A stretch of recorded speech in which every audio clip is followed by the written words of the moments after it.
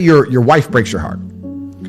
If you're not going to work, you can't sleep anymore. You're upset. She's running around with a new dude. You see her Instagram story. She's got some new guy. You're furious and you're angry and you're jealous and you're bitter. You have all of this inside of you, but you're not going to go to the gym and work hard and become so fantastically in shape and so rich and so powerful that no girl ever leaves you again. You're not going to do that. No. What are you going to do with it? Text her? Try and explain to her. She doesn't care. Like, you can write the most perfect English. You can write the most beautiful words ever constructed. Forget Shakespeare. You can do, it doesn't matter. She doesn't care. She just doesn't care. She's distracted. She forgot about you. She forgot about you. So what are you going to do with all of that inside of you if it's not positive? Well, it's going to consume you and you're going to end up self-destructive, or you're going to embarrass yourself, or you can take all of that and put yourself in a position where it never happens to you again. Yeah. Those are the choices. So what's the most intelligent choice to make? Yeah. You know, I don't understand how many humans function in the world today. I don't get people who don't think like me. I don't understand it. I'm like, well, then how have you survived this long? Life is hard. Life is difficult.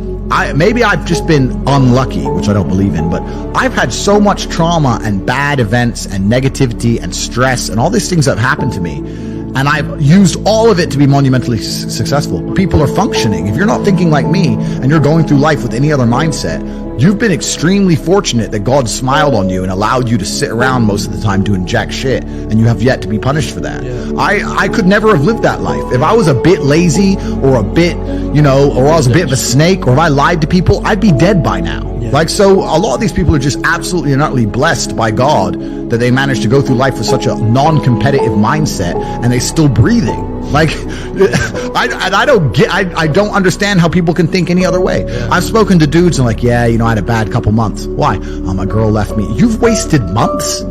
You've wasted months? Oh, like, you had think of how much God loves you to have given you the grace and given you the opportunity to waste months of human time over some chick. Like, talk about blessed head to toe. If I waste months, empires are going to collapse. I'm going to end up in a cell or dead if I waste months. I have things to do every single day. I can't waste a second. Like, these people are just absolutely infinitely blessed, and their mindset is a product of that because they're spoiled children. Absolutely spoiled children. Because there's a whole bunch of people out here daily who fail. There are men out here who fail daily and they have yet to feel the true consequence for it. They fail to go to the gym when they know they should have gone to the gym. They fail because they forgot their keys and it took them 10 minutes to find them. They fail because they replied to a question they got sent on WhatsApp the wrong way. They fail because they didn't smile when they were supposed to. They didn't say please and thank you to that person who helped them. They fail because they didn't say hi to that girl who's looking at them out the corner of their eye. They just fail perpetually. They go through life missing every opportunity and just failing. And somehow we've built a society which is so soft and God is so giving and so graceful that they still have a place to eat and somewhere to sleep, and they're still surviving. That shows how nice God is. Yeah. Because before this society, truthfully, if you were that level of failure, you would be dead. Survival of the fittest. You're survival of the fittest. And none of these men out here are fit. No. Their mindset isn't fit. Their reality isn't fit. They're failures. They're failures. Yeah. And they're just failing every single day. And they go, oh, but tomorrow I'll go to the gym. Yeah. You've been failing your whole life. That's all you've done is fail. And then you sit and wonder why people like me absolutely and utterly outcompete you. It is so easy to become a top tier male in the world today because the competition is so ridiculously low. There are 2% killers like me, and everybody else is amateur. Head to toe amateur. They can't even pay attention to anything. They can't try at anything. They're amateurs. And it's really mind-blowing to me because I've tried with all of my computational power to imagine having a mindset different to mine.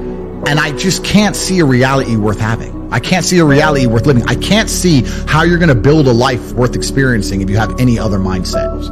I've never seen somebody massively succeed and they didn't believe in themselves, ever. I've never seen somebody who just allows life to happen to them and become blown off course by some sadness, end up doing massively monumental and important things. I've never seen it. It's never happened. It does, and it's never going to happen.